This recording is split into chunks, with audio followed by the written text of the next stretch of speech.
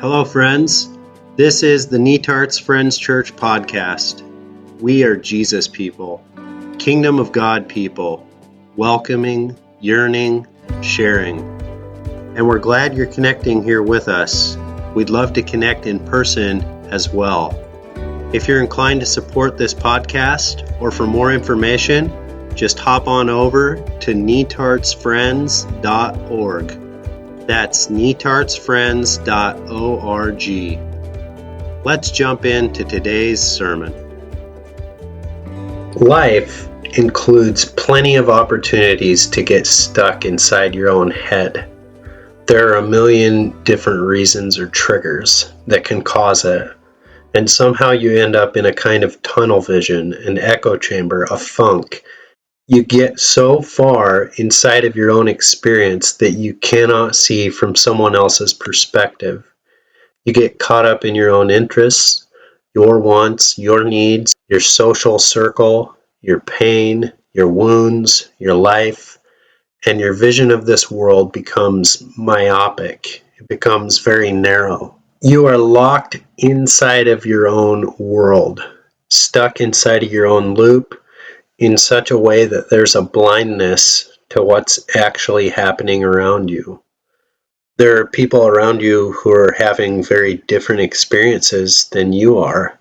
They have hurts and experiences and needs very different from you. And you might know their name. They may be in your life. They may be around you. You may walk past them every day. But when you're in that tunnel vision, their experience, their perspective, their needs, their longings are invisible to you because you're so far inside of your own experience, your own head. They might as well be a million miles away from you. When you're stuck in that loop of self, you tell yourself that you're thinking of others. You do tell yourself that, but even those things that you say are for others are often different ways of looking out for yourself. And the farther you go into that experience, the deeper and darker it becomes. It's like a hall of mirrors.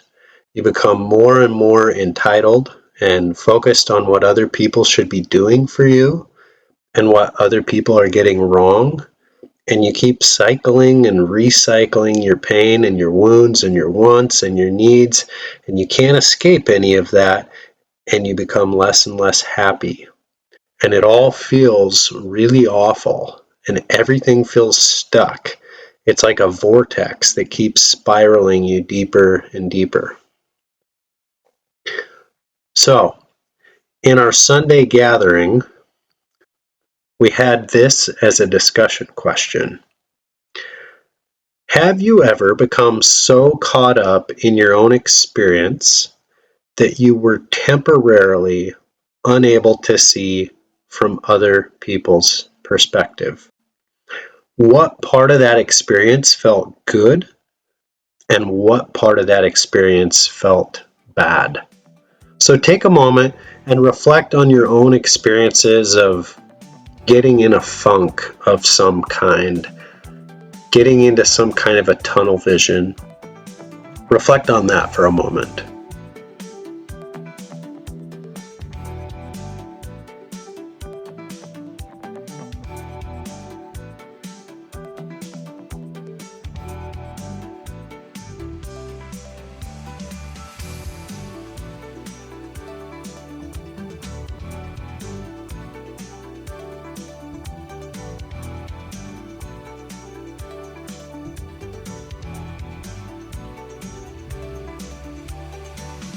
All right.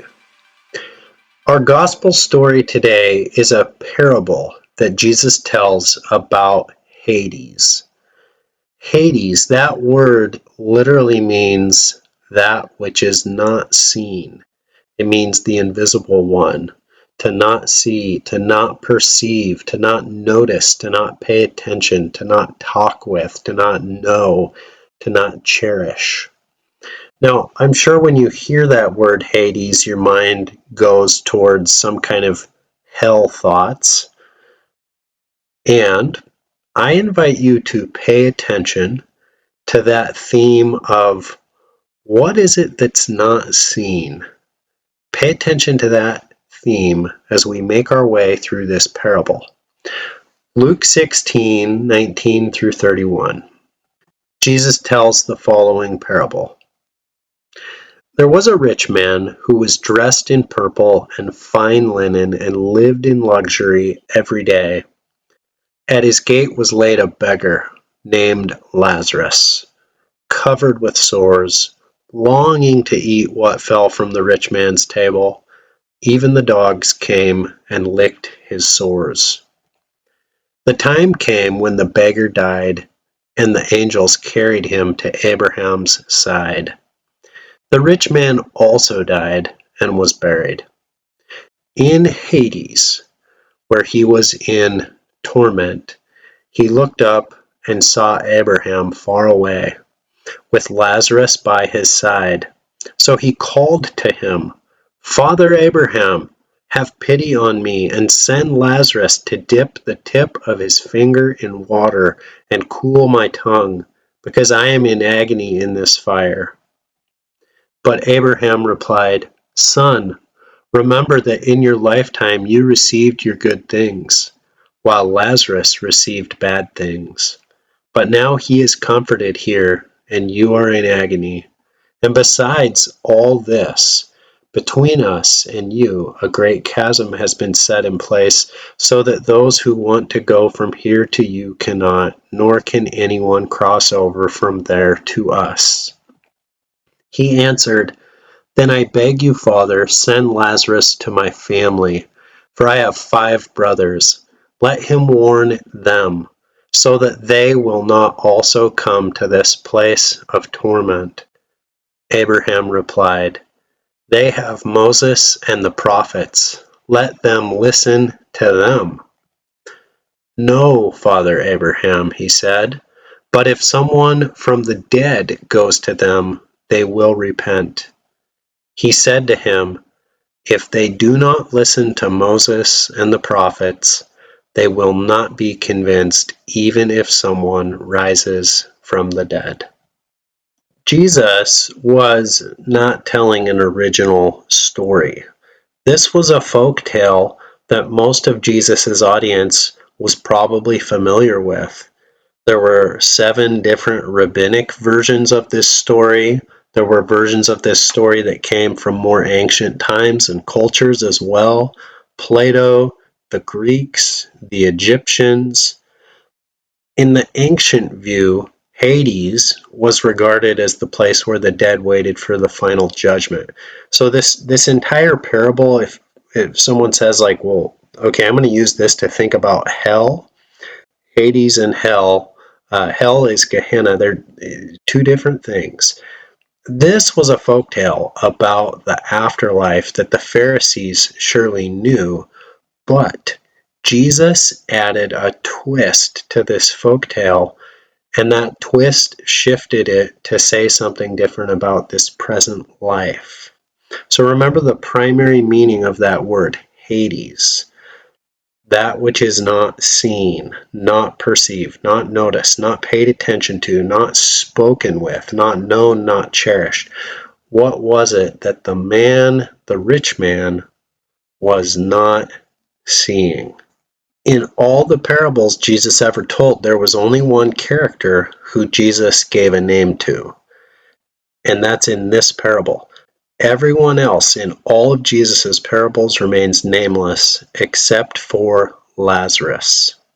Lazarus lay sick and dying and covered with sores, starving to death at the rich man's gates. The culture of the day had a narrative that people like Lazarus were obviously being punished by God. It was their own fault.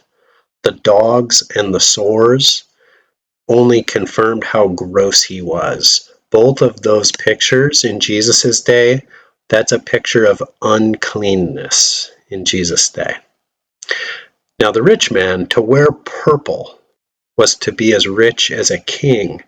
It was to use hunks of bread as napkins and throw the bread napkins on the floor so the slaves can sweep them up and then toss them out on the street where the stray dogs fight over the bread napkins. And Lazarus longed to eat the crumbs, to eat the bread napkins that the dogs were gobbling up. Lazarus and the rich man could not have had more different life experiences. Both the rich man and Lazarus died, and we see the rich man in Hades. He looked up and saw Abraham far away, with Lazarus by his side, or some translations say, in his bosom. So he called to him, "Father Abraham, have pity on me, and send Lazarus to dip the tip of his finger in water and cool my tongue, because I am in agony in this fire." Just like Lazarus longed for just a crumb of bread from the rich man, now the rich man longed for just one drop of water from Lazarus. And notice what the rich man revealed about himself in this scene. Abraham was the most honored. He's the most well-known of all Israelites. He's the father of every Israelite. Should repeat that, the father of every Israelite. And so, of course, the rich man knows Abraham, even though he's far away. Somehow he knows Abraham. But notice that he also knows the name of that guy who was sick and who starved and died outside of his gates. He can recognize that guy a long way off. And that guy's name is Lazarus. So there is Abraham, the father of every Israelite, and there is Abraham's child Lazarus, snuggled in, receiving all of the love and care and affection from Abraham that he had never known in life. That's the scene. So what was it that the rich man failed to see when he called out to Father Abraham? Abraham is Lazarus's father too, which means they are brothers. That is his brother who died outside of his gates. The rich man refuses to speak to Lazarus. He doesn't say, "Hey Lazarus, I know I ignored you day after day until you starved to death. You rotted to death outside my house. You have every right to be incredibly angry with me. I see how wrong I was. You are my brother. I am so sorry. Please forgive me. I hope that you are receiving the comfort that you need." No, he doesn't say that because Lazarus is inferior. He's way too far below him to even speak to him. He isn't looking at things from Lazarus's perspective at all. He's locked inside of his own world. He's still full of entitlement. He's so consumed with his own pain that he can only see his own wants, his own needs, his own experience. Rather than speaking to Lazarus as a brother, he treats Lazarus like Abraham's slave who can be ordered around. Tell Lazarus to dip his finger in the water and bring me a drop. And the irony is thick, because Lazarus's name means God helps, but the rich man is treating Lazarus like the help, like a slave. Jesus used a word to describe this whole Hades experience that the rich man was having. The parable says, in Hades, where he was in basanos. Perhaps your Bible uses the word torment. What is this word, basanos? Basanos is a touchstone experience. It is a test designed to produce a confession. So what is a touchstone? In the ancient world, if you had a chunk of rock that you thought might be gold or silver, you would scrape it with a hard black stone, a Lydian stone called a touchstone, a basanos. And that is a literal ancient, that's a touchstone right there. And the streaks that are left on the stone would tell you the quality of the metal. Is actually a very accurate way of seeing, is this actual gold? Is this metal that we think is of value actually valuable? And so it's telling you the quality of what's inside. So that's an illustration for what's going on. This isn't like, oh, we're going to torture you. This is a story where this entire story is, we're showing something about what's inside for this rich man. Something was being revealed about the rich man's heart, but he was failing to see it. It did not matter if Father Abraham called him son. The rich man could not see that Lazarus was his brother. It did not matter if Abraham invited the rich man to reflect on all the good he had experienced and all the bad Lazarus had experienced. Like, you think about compassion and empathy, an invitation to take another look and see from Lazarus's point of view. That meant nothing to the rich man. It was as if the rich man was stuck inside a loop. He was locked inside this hall of mirrors, this uncrossable chasm. It's like all he could see was himself. And so the rich man simply pivoted and came up with a new errand to send the slave Lazarus on. He says, well, then I beg you, Father, send Lazarus to my family. For I have 5 brothers. Let him warn them so that they will not also come to this place of basanos. Now, this is an important moment because the 5 living brothers are the part of the story that Jesus adds to the folktale, the story that everyone knows. This is where Jesus takes this well-known folktale about the dead and makes it about the living. Now it's about these 5 living brothers. Now, why 5 brothers? The rich man thinks he has 5 brothers, which, along with him, that would make 6 brothers in the family, which is significant because in Jewish thinking, 6 symbolizes something that is incomplete, like an incomplete family. But he is not seeing his brother Lazarus. Remember the definition of Hades? He isn't perceiving. He's not paying attention. He isn't talking with his brother Lazarus. He isn't cherishing his brother Lazarus. He's treating Lazarus like a slave, like a nobody. It is literal Hades.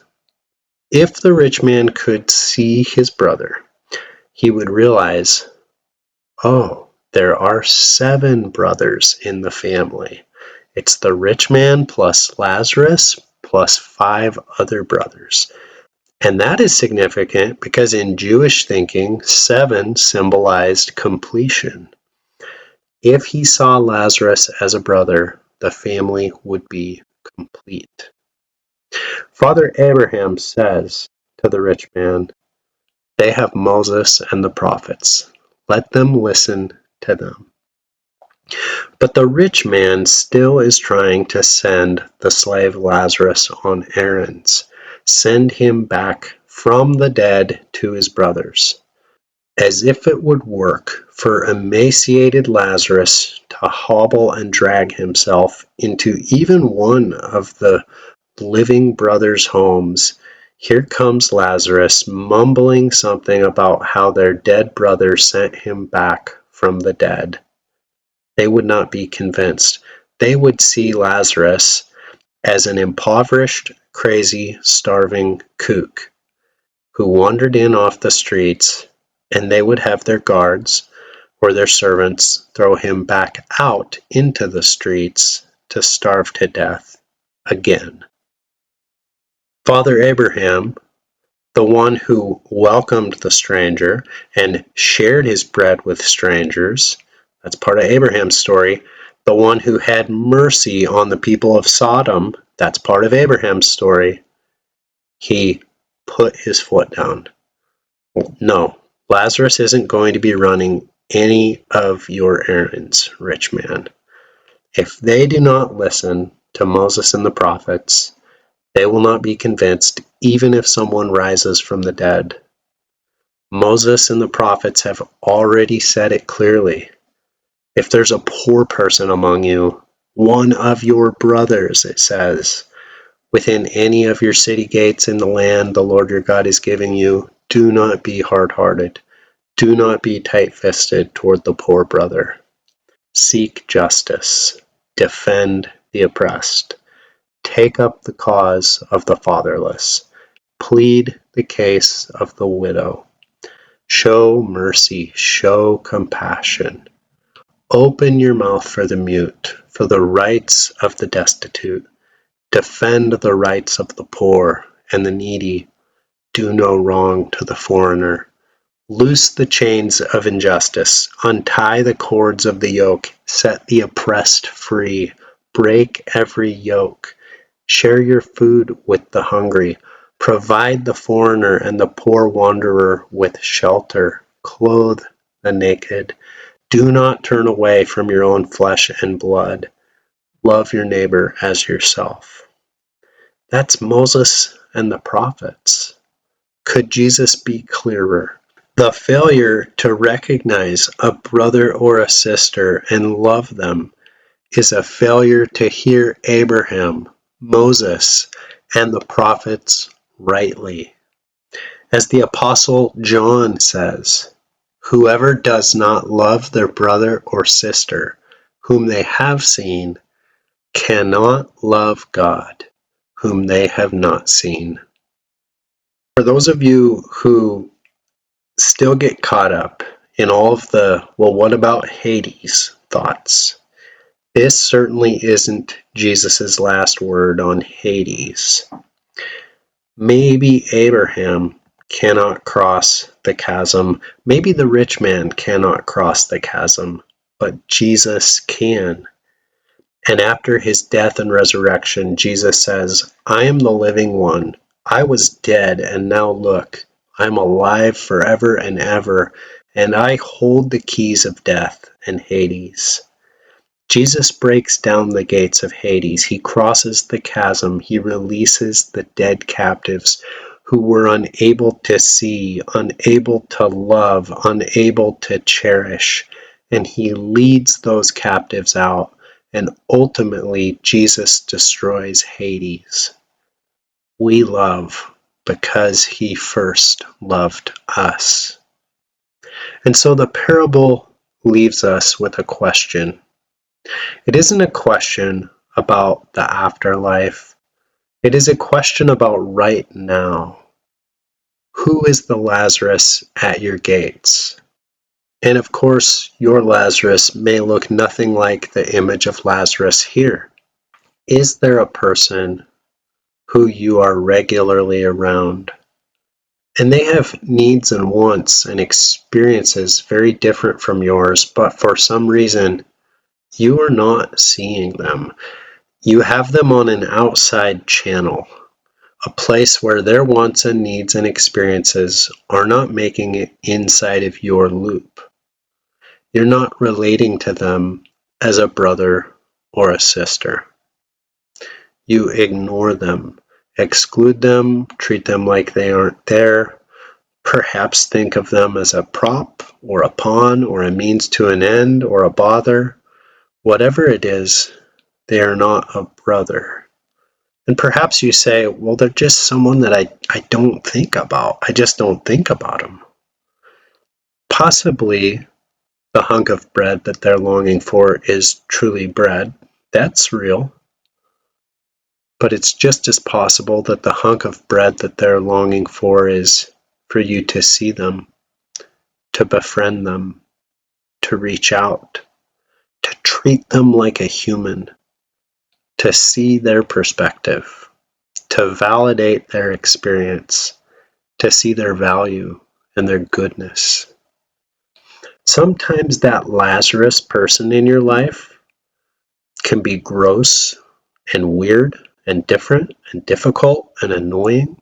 And you might say, yeah, the experience with them is a touchstone. It's a basanas, meaning they are revealing the quality of my love, is really what that is. They're revealing something about what's inside of me. Is there a person who the Spirit is bringing to mind with this?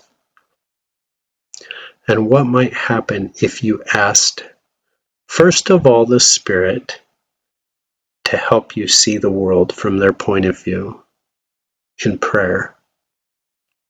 But what might also happen if you asked them to help you see the world from their point of view? The rich man never talks to Lazarus. What might happen if you talked to them? Jesus says, in everything, do unto others what you would have them do unto you. For this sums up the law and the prophets. The Apostle Paul says, the entire law is fulfilled in keeping this one command: love your neighbor as yourself. The only thing that counts, he says, is faith expressing itself through love. So a final discussion question. Jesus told a story to try to free the Pharisees. That's who this story is for. From a loop of self where they could not see their poor brothers. When you have been stuck in a loop of self, what has the Spirit done to give you opportunities to see and love your brother and sister?